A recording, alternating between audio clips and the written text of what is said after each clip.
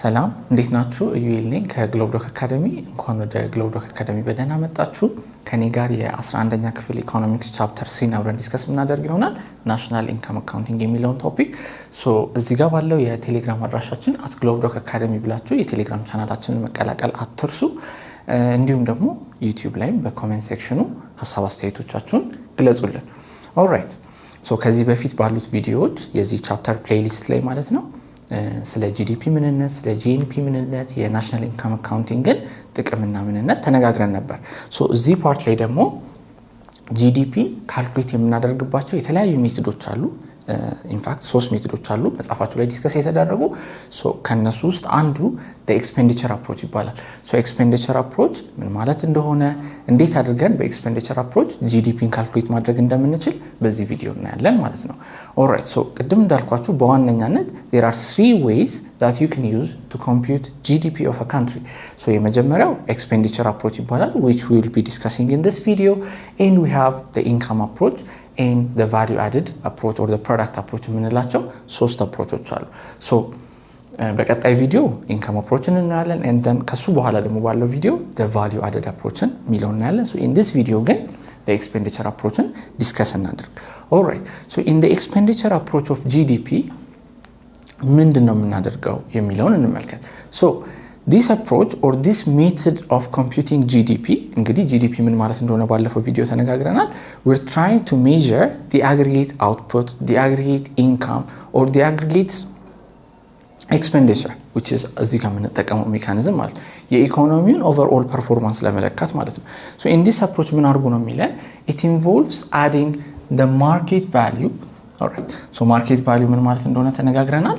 የጂዲፒ ምን ማለት እንደሆነ ዲስከስ ባደረግንበት ቪዲዮ ላይ ማርኬት ቫልዩ ወይ ማርኬት ፕራይስ ኦፍ ፋይናል ፕሮዳክት ኢን ዘ ኢኮኖሚ ነው የምንሰራው። የእያንዳንዱ ትርጉም ያለፈው ቪዲዮ ላይ የጂዲፒ ዴፊኒሽን ቪዲዮአችን ላይ ተነጋግረናል. ሲምፕሊ ምንድነው የምናደርገው ማለት ነው ኢኮኖሚ ውስጥ ያሉ ፋይናል ፕሮዳክትስ አሉ.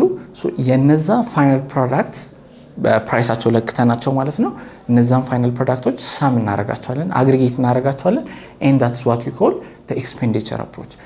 ኢኮኖሚ ውስጥ ያሉት ኤጀንቶች ምን ያህል ስፔንድ እያደረጉ ነው፣ ሃውስሆልዶች፣ ቢዝነስ ፈርሞች፣ ገቨርንመንት ምን ያህል ስፔንድ እያደረገ ነው የሚለውን በማየት እነዛን በሙሉ ካውንት አድርጎ በመደመር ጂዲፒን ካልኩሌት ማድረግ ይቻላል ነው የሚለን ኤክስፔንዲቸር አፕሮች።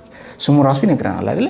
ኤክስፔንዲቸር አፕሮች ሚንስ ሰሜሽን ኦፍ ዘ ኤክስፔንዲቸርስ፣ አጠቃላይ ያሉት ኢኮኖሚዎች አጠቃላይ ኢኮኖሚ ውስጥ ያሉት ኤጀንቶች ምን ያህል ፕሮዲዩስ ያደርጋሉ or ምን ያህል ኤክስፔንድ ያደርጋሉ የሚለው ነው የምንለካው ማለት ነው.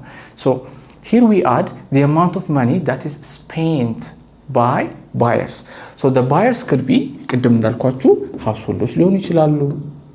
okay it could be households or it could be business firms ሊሆኑ ይችላሉ or it could even be the government. ስለዚህ በእነዚህ ኢኮኖሚክ ኤጀንቶች ስፔንድ የሚደረገውን አማውንት ኢኮኖሚ ላይ እንቆጥርና እንደምራለን. ኢንዲያ ጂዲፒ ኮምፒውቴሽን ባይ the expenditure approach ይባላል ማለት ነው. and of course the expenditure has to be on the final goods and services. ይሄ ራሱ ምን ማለት እንደሆነ ያለፈው ቪዲዮ ላይ ተነጋግረናል. final goods and services ማለት መጨረሻ ኮንሱመሩ ላይ የሚደርሱ አልቲሜት ኮንሱመር ላይ የሚደርሱ ምርትና አገልግሎቶች ናቸው አይደለ? ስለዚህ እነሱን ብቻ ነው የምንቆጥረው. ኢንተርሚዲየት ጉድስ ወይም ፋይናል ጉዶችን ለማምረት የምንጠቀማቸው ሌላ ግብአቶች in GDP computation አንጠቀምም. we only use the final goods and services. አልቲሜት ኮንሱመር ጋር የሚደርሱት ወይም ፋይናል ዩዘር ላይ የሚደርሱትን ጉድና ሰርቪሶች ብቻ ነው ኮንሲደር የምናደርገው ነው. alright ስለዚህ I highly recommend you ወደ ኋላ ሄዳችሁ የጂዲፒን ዴፊኒሽን ዲስከስ ያደረግንበትን ቪዲዮ እንድታዩ አበረታታችኋለሁ. እሺ ስለዚህ እስቲ ኤክስፔንዲቸር አፕሮችን ተጠቅመን ጂዲፒን እንዴት እንደምንሰራ የሚያሳይ አንድ ኤግዛምፕል እዚህ ጋር አስቀምጬላችኋለሁ. ምን ይላል ኤግዛምፕሉ? suppose a local farmer sells 10 ኪሎግራም ጤፍ for ብር 1000. alright 10 ኪሎ ጤፍ በ1000 ብር ሸጠ to a shop. alright and then the shop sells you all the እንጀራስ. ከገበሬው በገዛው ጤፍ እንጀራ ጋገረ. the shop sells you all the እንጀራስ for ብር 2000. በዚህ በ1000 ብር ጤፍ የጋገረው የ2000 ብር or 2000 ብር ወርድ የሆነ እንጀራ ነው. የ2000 ብር እንጀራ ፕሮዲዩስ ያደረገ. now given this information ኢኮኖሚ ውስጥ ያለው ትራንዛክሽን ይሄ ብቻ ቢሆን ጂዲፒ ካልኩሌት አድርጉ ነው የሚለን ጥያቄው። እስቲ ቪዲዮውን ፖዝ አድርጋችሁ ይሄን ኢንፎርሜሽን በመጠቀም ብቻ ጂዲፒውን ካልኩሌት ለማድረግ ሞክሩ። ኦልራይት so you might have calculated the GDP in this way. Alright, so ፋርመሩ ፕሮዲዩስ ያደረገው ጤፍ አለ። so ያ ጤፍ in monetary value ወይም ደግሞ በገንዘብ ስንለካው የስንት ብር ጤፍ ነው ብለናል? የ1000 ብር ጤፍ። ኦልራይት ከዛ ደግሞ ይሄንን የ1000 ብር ጤፍ ተጠቅሞ ሾፑ እንጀራ ጋገረ። የስንት ብር እንጀራ? የ2000 ብር። ኦልራይት now ጂዲፒን ካልኩሌት ለማድረግ one might do 1000 ብር which is የጤፍ ዋጋ ሲደመር 2000 ብር which is የእንጀራ ዋጋ አድርጎ አጠቃላይ የኢኮኖሚው ጂዲፒ 3000 ነው ሊል ይችላል አንድ ሰው። or maybe ይሄን ቪዲዮ የምታዩም እንደዛ ልታስቡ ትችላላችሁ። but in fact this way of computing the GDP is wrong. ለምን መሰላችሁ? ይሄ አካሄድ wrong የሚሆነው is because of double counting. ምክንያቱም already እዚች 2000 ብር ውስጥ የጤፍ ዋጋ ኮንሲደር ተደርጎ ነበር አይደለ? ስለዚህ አሁን የጤፉንም ዋጋ የእንጀራውንም ዋጋ ከደመራችሁት you're double counting. already in this price already የእንጀራው ፕራይስ ውስጥ የጤፉ ዋጋ ኮንሲደር ተደርጓል አይደል? ቅድም ዴፊኒሽኑ ላይ አስተውላችሁ ከሆነ we use the price of the final goods and services ብለናል አይደል? so አሁን in this process of producing እንጀራ ፕሮዲዩስ የማድረግ ፕሮሰስ ውስጥ ፋይናል ጉዱ ማን ነው? it is the እንጀራ አይደል? እንጀራው ነው ፋይናል ጉድ። ስለዚህ ትክክለኛው አሰራር የሚሆነው ምንድነው ማለት ነው? it is only considering the price of the እንጀራ የእንጀራው ፕራይስ ብቻ ነው GDP የሚሆነው። እሺ ይሄን ኤግዛምፕል ያመጣውላችሁ ለምንድነው መሰላችሁ? when computing GDP you have to use the price or the market value of the final good. በመሃል ያሉ ኢንተርሚዲየት ጉድስ raw materials GDP ካልኩሌሽናችሁ ውስጥ ማስገባት የለባችሁ። ኦኬ this is the key takeaway ከዚህ ኤግዛምፕል እንድትወስዱ የፈለኩት እሱ ነው። ሌሎች ኢንተርሚዲየት ጉዶች አይገቡ። that's why የመጀመሪያው ስላይድ ላይ ዴፊኒሽናችንን ስናይ ምን ነበር ያለው? the final goods and services መጨረሻ ለአልቲሜት ዩዘር ለፋይናል ኮንሱመር የሚቀርበውን ምርትና አገልግሎት ነው ምን እንደምረው። we do not include the intermediate goods and services። እሷን በደንብ እንድታስተውሉ ነው እቺን ኤግዛምፕል ያመጣውላችሁ። alright so በፋይናል ጉድ እና በኢንተርሚዲየት ጉድ መካከል ያለው ልዩነት በደንብ ደግሞ እንድትረዱት ሌላ ኤግዛምፕል ልጨምርላችሁ። አሁን እቺን ወንበር ፕሮዲዩስ ለማድረግ ምን ተጠቅመናል? ሎግ አይደል? እንጨት። so ኢንተርሚዲየት ጉድ በዚህ ፕሮዳክሽን ፕሮሰስ ውስጥ እንደ ኢንተርሚዲየት ጉድ ኮንሲደር የምናደርገው this log of wood ነው አይደለ? it is an intermediate good. why is it called an intermediate good?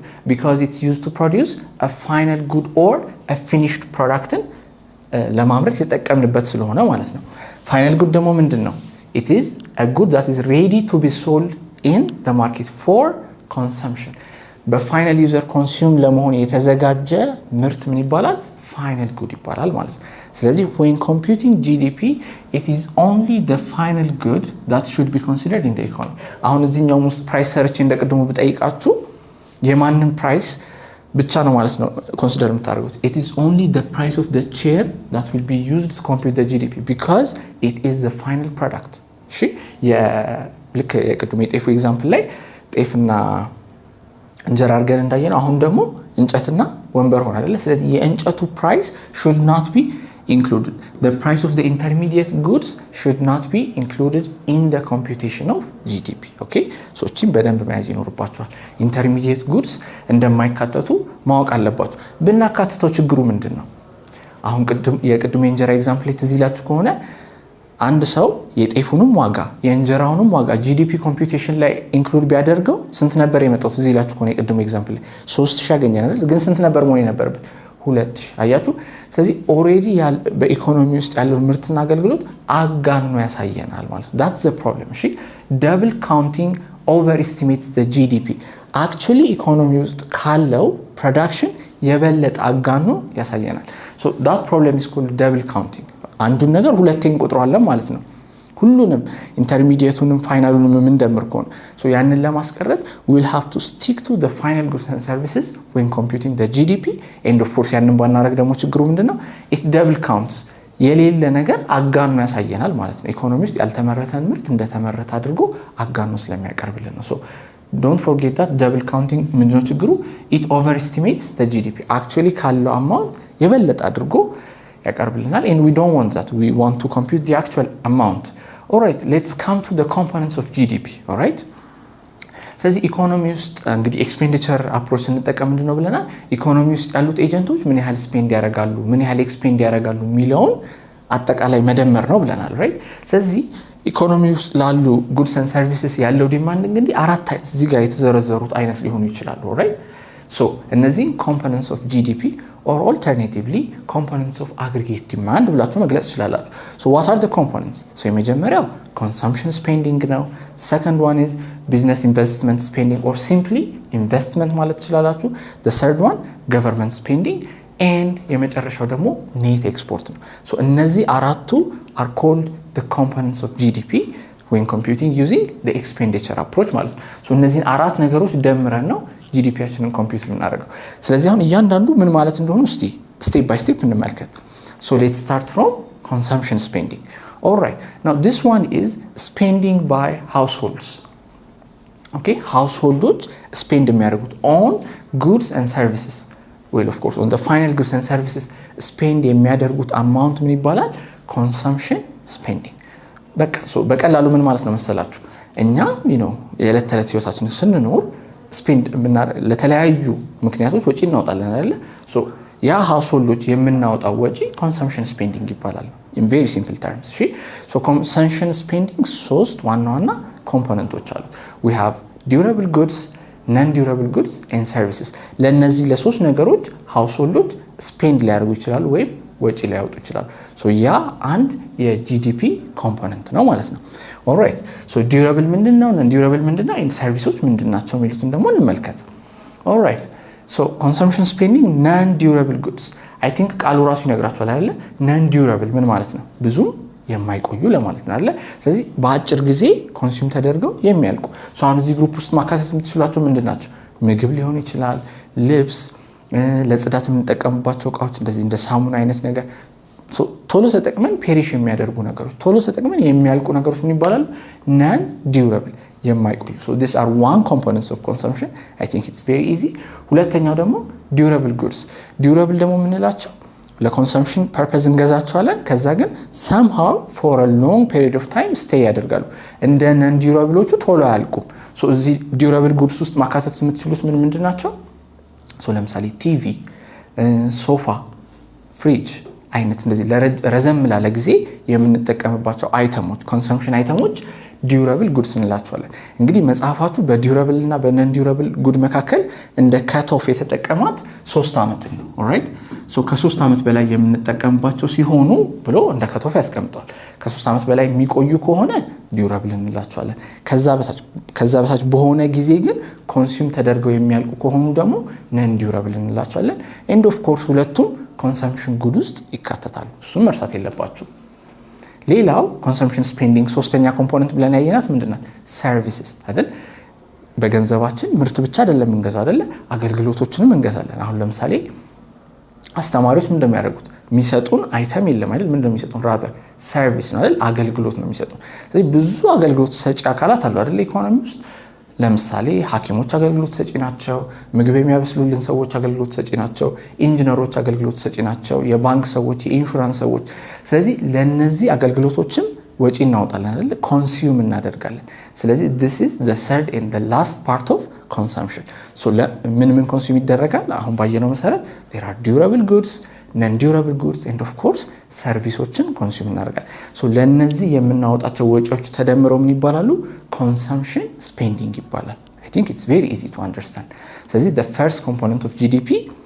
consumption ይሄን ይመስላል so ሁለተኛው business investment spending or simply investment ብላችሁ መጥራት ትችላላችሁ okay investment all right so investment ምንድነው በነገራችን ላይ እዚህ ጋር አንድ በደንብ እንድታስተውሉ የምፈልገው ነገር ሰዎች እገሌ ኢንቨስት አደረገ or ይሄ ካምፓኒ ኢንቨስት አደረገ ሲባል ተሰማላችሁ አይደል ይሄ እለት ከምንጠቀምበት ሴንስ ኦፍ ኢንቨስትመንት እዚህ ጋር ኢን ኢኮኖሚክስ ያለው ኢንቨስትመንት ትንሽ ለየት ይላል ኦኬ በኋላም በኤግዛምፕል በደንብ አጣናክረን እናያለን so let's see the definition investment ምን ማለት ነው የሚለው so investment is spending on goods and services which are used for the production of other goods አያችሁ እነዚህ goods and services እንዲሁ በራሳቸው እንደ consumption good consume የሚደረጉ አይደሉም በኢንድ ዩዘር ወይም በፋይናል ዩዘር ኮንሱም የሚደረጉ ሳይሆኑ እነሱ ራሳቸው ሌላ ጉድስ ኤንድ ሰርቪስ ፕሮዲዩስ ለማድረግ የሚያገለግሉ ናቸው ማለት ነው። alright, so that's what we call investment. so በዋናነት by definition ይሄ ነው investment. so በዋናነት ሶስት የኢንቨስትመንት አይነቶች አሉ። alright, business fixed investment, residential investment and inventory investment የምንላቸው ሶስት የኢንቨስትመንት አይነቶች አሉ። እስቲ ባጭሩ ምን ማለት እንደሆነ እንመልከት። የመጀመሪያው ቢዝነስ ፊክስድ ኢንቨስትመንት የምንለው ቢዝነሶች ስራቸውን ለማካሄድ ኢኩዊፕመንት ይገዛሉ፣ ራይት ስትራክቸርስ ይገዛሉ፣ ፕላንት ይሰራሉ። እነዚህ በሙሉ ቢዝነስ ፊክስድ ኢንቨስትመንት ውስጥ ነው ስራውን ለማካሄድ የሚያወጣቸው ወጪዎች ማለት ነው። and of course intellectual property አይደል የአይምሮ ንብረት ለማስመዝገብም ኢንቨስት ይደረጋል ራይት ኦር ለመግዛት። ስለዚህ ለሱ የሚወጣው ወጪ በሙሉ ቢዝነስ ፊክስድ ኢንቨስትመንት ይባላል ማለት ነው። ሶ ቢዝነሶች ለፕሮዳክሽን ፕሮሰሶቻቸው የሚገዟቸው ኦር ኢኩዊፕመንት ስትራክቸር ኦር ኢንተሌክቹዋል ፕሮፐርቲ ፐርቼዝ ሲያደርጉ ያ ቢዝነስ ፊክስድ ኢንቨስትመንት ይባላል። እዚህ ፒክቸሩ ላይ ዲፒክት ለማድረግ እንደሞከርኩት ፕሮዳክሽን ፕሮሰሱን ራን ለማድረግ ምንገዛቸው እቃዎች ወይም ሌላ ምርትና አገልግሎት ለመስጠት የምንገዛቸው እቃዎች ቢዝነስ ፊክስድ ኢንቨስትመንት ብለን እንጠራቸዋለን። I think it's very easy to understand. ሁለተኛው ሬዚደንሻል ኢንቨስትመንት ነው። I think ቃሉ ራሱ ምን ማለት እንደሆነ ይነግራችኋል አይደል? ሬዚደንሻል ኢንቨስትመንት ቤት ላይ ኢንቨስት ማድረግ አይደል? residence. So it includes new housing that people buy to live that land or landlords buy to rent out. ወይኛ ራሳችን ልንኖርበት ወይም ደግሞ አከራይተን ልንጠቀምበት የምናደርገው ኢንቨስትመንት ምን ይባላል? ሬዚደንሻል ኢንቨስትመንት ይባላል። እዚች ጋር አንድ ነገር በደንብ እንድታስተውሉ ፈልጋለሁ። and for that reason ቦልድ አድርጌያታለሁ። እዚህ ጋር ምን ይላል? it includes new housing. okay, so እዚች ጋር በጣም ትሪኪ ናት። እሺ when it comes to residential investment ያ ቤት አዲስ ቤት መሆን አለበት in order to be በኢኮኖሚክስ ኢንቨስትመንት ተብሎ ኮንሲደር እንዲደረግ። ለምሳሌ አሁን እናንተ ኦሬዲ የዛሬ 10 ዓመት የተገነባን ቤት ሄዳችሁ ብትገዙ ኢን ኢኮኖሚክስ ኢንቨስትመንት አይባልም። ኦልራይት ኦፍ ኮርስ ከናንተ ሳይድ ኢንቨስት አድርጋችኋል፣ ምክንያቱም ገንዘባችሁን የሆነ ነገር ላይ አውርዳችሁታል። ኢንዲያን ቤት ለምሳሌ ገዛችሁትን ቤት ካከራያችሁት ከዛ ቤት ኪራይ የሆነ ሪተርን እያገኛችሁ ነው። ሶ ኢን ኤ ሴንስ ዛትስ ኢንቨስትመንት ከናንተ ሳይድ። ግን አሁን እኛ we're doing macro economics አይደለ? we're looking the economy at large. ሶ እንደዛ ከሆነ ኢኮኖሚ ላይ የተጨመረ አዲስ አዲሽን አለ ወይ ሚሊዮን ነው ኢንቨስትመንት የሚነግረን። and እናንተ ኦሬዲ ከተሰራ 10 ዓመት የሆነውን ቤት ከገዛችሁ ኢንቨስትመንት ልንለው አንችልም። ለምን? because ያ ኦሬዲ የተሰራበት ዓመት ላይ ጂዲፒ ላይ ኮንሲደር ተደርጓል። so this year እንደ አዲስ ኢንቨስትመንት ኮንሲደር አናደርግም። ስለዚህ residential investment ተብሎ in economics ኮንሲደር ለመደረግ it has to be a new addition አዲስ ቢልዲንግ መሆን ይኖርበታል። ምክንያቱም አይ ቲንክ ግልጽ ሆኖላችኋል ብዬ አስባለሁ አይደል? because in GDP computation ትዝላችሁ ከሆነ የጂዲፒ ዴፊኒሽን ላይ it's time bound ብለናል አይደል? የዘንድሮን ጂዲፒ ምን ሰራ ከሆነ residential investment ውስጥ የሚካተቱት they have to be new buildings, they have to be new additions to the economy or else GDP ውስጥ አይካተቱም ማለት ነው። እቺን በደንብ ያዙልኝ። የመጨረሻው የኢንቨስትመንት አይነት ኢንቬንተሪ ኢንቨስትመንት ይባላል። ምናልባት ለብዙዎቻችሁ እቺ ኢንቬንተሪ የምትለው ቃል አዲስ ልትሆንባችሁ ትችላለች። እስቲ ዲፋይን እናርጋት ምን ማለት እንደሆነች ኢንቬንተሪ። ኦልራይት ሶ it includes those goods that a business puts aside አያችሁ ስቶር የሚደረግ ነገር ነው። puts aside in storage including materials, supplies, work in process and finished goods. ስለዚህ በፒክቸር ዲፒክት ለማድረግ እንደሞከርኩት አንድ ካምፓኒ ያመረተውን ምርት ሊያከማች ይችላል or ምርቱን ለማምረት የሚረዱትን ሮ ማቴሪያሎች ሊያከማች ይችላል or supplies የምርት ሂደቱን የሚያግዙ ወይም ለምርት ሂደቱ እንደ ግብአት የሚያገለግሉ ነገሮችን ስቶር ሊያደርግ ይችላል። ይሄንን ነው ኢንቬንተሪ የምንለው ማለት ነው። በቃ ባጭሩ ስቶሬጅ ብላችሁ ሲምፕሊፋይ አድርጋችሁ ልትረዱት ትችላላችሁ። ሶ ይሄኛውም እንደ ኢንቨስትመንት ኮንሲደር ይደረጋል። ቢዝነስ ስቶር የሚያደርጋቸው ለተለያየ እንግዲህ ስቶር የሚያደርግበት መልቲፕል ፐርፐዝ ሊኖር ይችላል።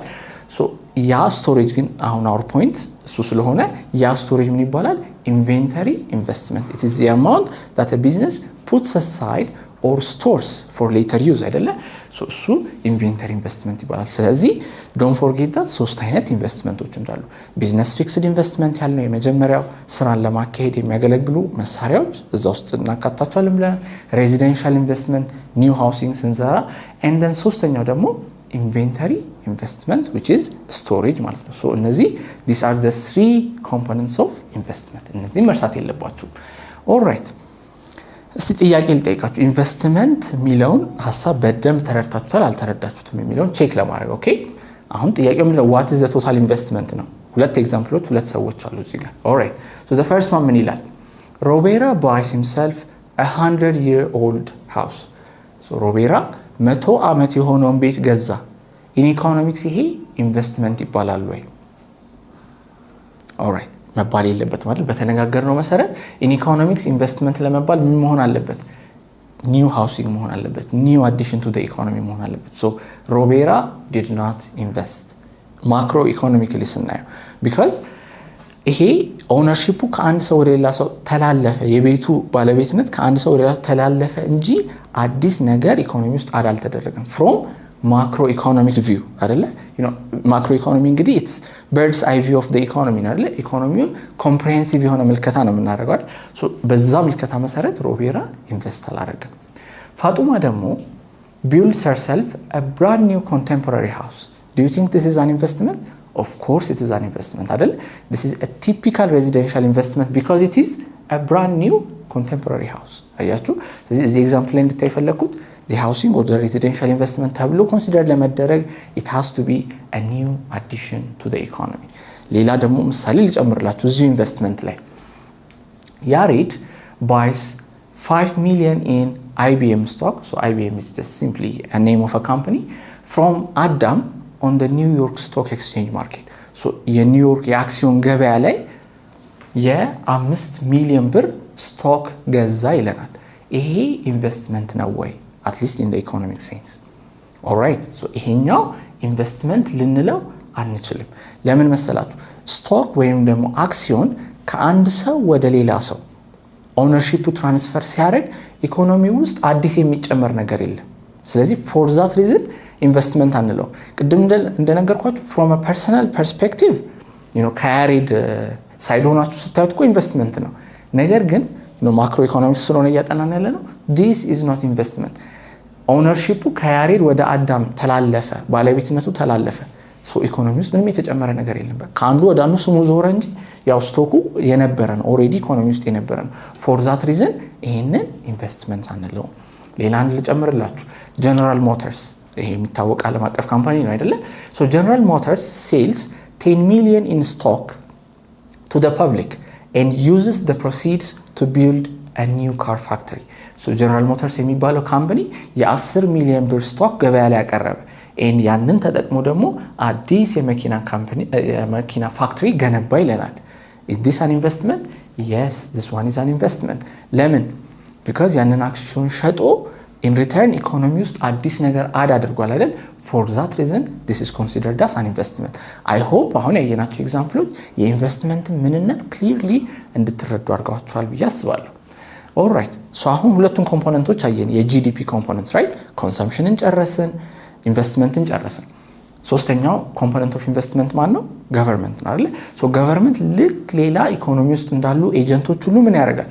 consume ያደርጋል አይደል so ያንን government purchase spending እንለዋለን ማለት ነው so it is the spending on domestic goods and services by ወይ federal government ወይ ደግሞ የstate government regional government ምን ሊያደርግ ይችላል spend ሊያደርግ ይችላል so የዛ ድምር government spending ይባላል so government ምን ላይ spend ሊያደርግ ይችላል it might invest on different sectors or it might spend on different sectors infrastructure መሰረተ ልማት ለመገንባት አይደል ስፔንድ ሊያደርግ ይችላል ሚሊታሪ ኢኩዊፕመንት ለመግዛት ስፔንድ ሊያደርግ ይችላል or government employees ወይም ደግሞ ለመንግስት ሰራተኞች ደሞዝ ለመክፈል or any other thing ለማድረግ መንግስት ስፔንድ ሊያደርግ ይችላል so እነዚህን ስፔንዲንጎች አጠቃላይ እንደምርና ምን ውስጥ እንከታቸዋለን government spending ውስጥ እናስገባቸዋለን ማለት ነው so ሶስተኛው የጂዲፒ ኮምፖነንት government spending ይሄ ነው ወደ መጨረሻው ኮምፖነንት ደርሰናል net export I think export እና import የሚሉትን ቃላት ከዚህም በፊት ታቋቸዋላችሁ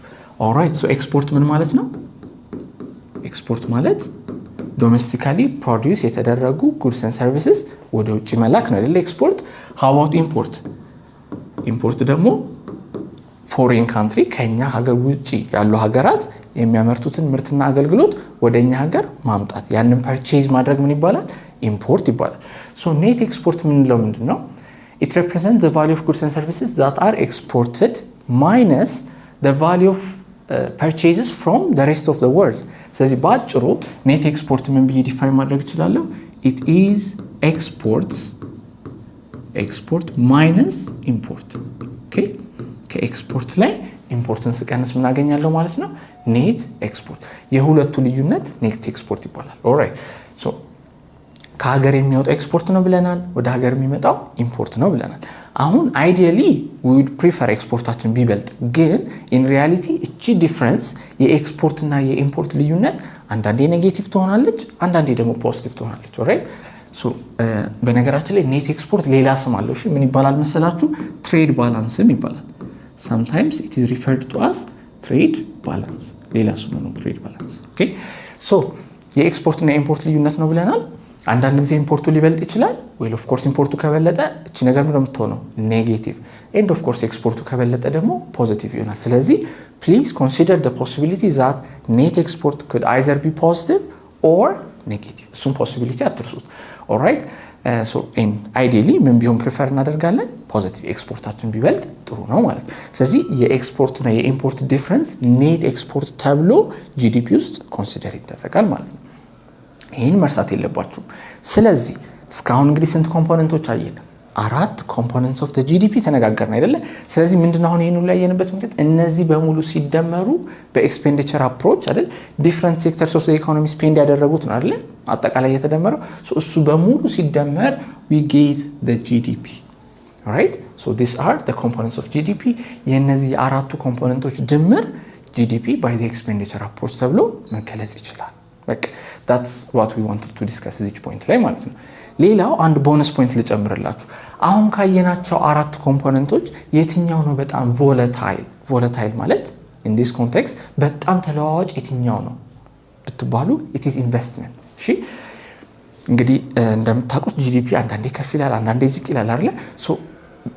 ሌሎቹ ኮምፖነንቶች ሊለዋወጡ ይችላሉ ግን በጣም volatile የሆነ ወይንም ደግሞ ኢኮኖሚው ጥሩ ፐርፎርም ሳያረግ ሲቀር በጣም ሴንሲቲቭሊ የሚለዋወጠው ከአራቱ ኮምፖነንቶች ማለት ነው ኢንቨስትመንት ነው for that reason ኢንቨስትመንት ምን ብለን እንገልጸዋለን it is the most volatile component of GDP ተብሎ ይገለጻል እስቲ ጂዲፒን በኤክስፔንዲቸር አፕሮች ካልኩሌት አድርጉ ስትባሉ እንዴት እንደምትሰሩ አንድ ምሳሌ እዚህ ጋር አሳያችሁ alright so hypothetical economy ያላችሁ consumption spending አችሁ 100 million ነው investment 12 million government spending export እና import ተሰጥቶናል በጣም ቀላል ነው አይደል all you have to do is remember this formula ቀደም ያየናት በነገራችን ላይ እቺ ፎርሙላ ምን ትባላለች መሰላችሁ ናሽናል ኢንካም አካውንቲንግ አይደንቲቲ እሺ የነዚህ የአራት ነገሮች ድምር ጂዲፒን ይሰጠናል አይደል ይሄ ናሽናል ኢንካም አካውንቲንግ አይደንቲቲ ይባላል በነገራችን ላይ this is the most important formula in macroeconomics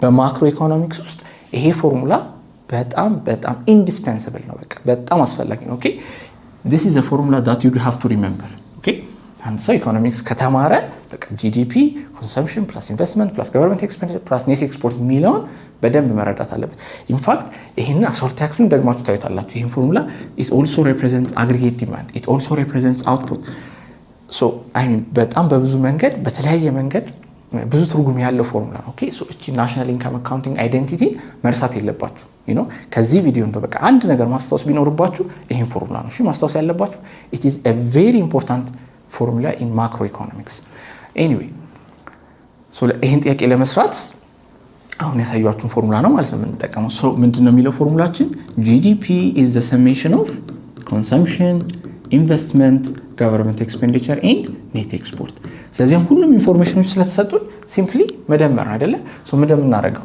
consumption expenditure ስንት ነው ተብለናል it is 100 investment ምን ያክላል 12 in million ነው ያው መጨረሻ መልሱ ይመጣል in million አድርጓል government expenditure 15 ከዛ net export ደግሞ ምን ነበር ብለናል ፎርሙላችን net export is what export less ኢምፖርት አይደለ ከኤክስፖርት ላይ ኢምፖርት መቀነስ ነው ኤክስፖርታችን ምን ያክላል 6 ሚሊዮን ኢምፖርታችን ምን ያክላል 18 ሚሊዮን ኦልራይት ሶ 6 ሲቀነስ 18 ማይነስ 12 ሶ ከዚህኛው ጋር ይጠፋል አይ ሚን አርትሜቲክሱ በጣም ቀላል ግን ምን ኮንሲደር ማድረግ እንዳለባችሁ እንድታዩት ብቻ ነው ይሄን ኤግዛምፕል ያመጣውላችሁ ስለዚህ ሃይፖቴቲካል ኢኮኖሚያችን ላይ ጂዲፒ 115 ሚሊዮን ነው እንላለን ማለት ነው አሁን እንዳያችሁት እንግዲህ ኮምፒውቴሽኑ is very easy all you have to do is ፎርሙላዋን ማስታወስ ብቻ ነው እንጂ ከዛው ቻሌንጅ ያደርጋችኋል ብዬ አላስብም አንዳንዴ ደግሞ የእያንዳንዱ ኮምፖነንት ዲቴል ሊሰጣችሁ ይችላል አሁን የቅድሙ ላይ I simply said consumption ይሄን ያክላል ኢንቨስትመንት ይሄን ያክላል ይያልኩ ጥቅል የሆነ ቁጥር ነው የሰጣችሁ አይደል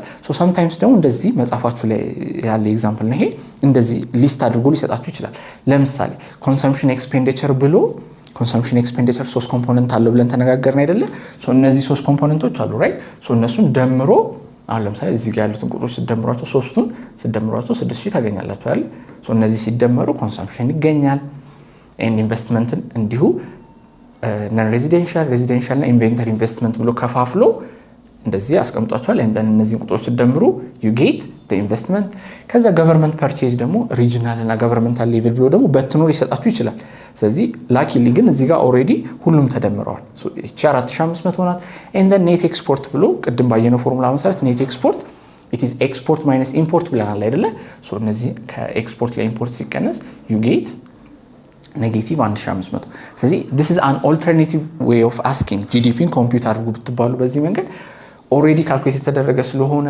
like consumption government expenditure ስለተሰራ መደመር ነው ማለት ልክ ቅድም እንደሰራ ነው ሶ ለምሳሌ አሁን እዚህ ጋር consumption expenditureአችሁ ስንት ነው 6000 ኢንቨስትመንታችሁ ስንት ነው 1000 government purchase ስንት ነው 4500 አይደለ ከዛ ደግሞ net export already ከኤክስፖርት ላይ ኢምፖርትን ቀንሶ ሰጥቷቸዋል ስንት ነው minus 1500 ስለዚህ ቅድም ባልናት በናሽናል ኢንካም አይደንቲቲ ተጠቅማችሁ መስራት ትችላላችሁ what is the formula for GDP ብለናል ይሄ ቅድም በፍጹም መርሳት የለባችሁም የተባባልነው ፎርሙላ ላይ አይደለ እሱም እንደሚለው consumption plus investment plus government expenditure plus net export alright ስለዚህ በቃ እዚህ ጋር ሰርክል ያረኳቸውን ቁጥሮች መደመር ማለት ነው 6000 ሲደመር 1000 ሲደመር 4500 ሲቀነስ 1500 I think you get 1000 የምታገኙ ይመስለኛል 4500 ሲቀነስ 1500 is 3000 3000 ሲደመር 1400 ሲደመር 6000 10000 ስለዚህ አጠቃላይ ጂዲፒያችን ስንት ይሆናል ማለት ነው 10000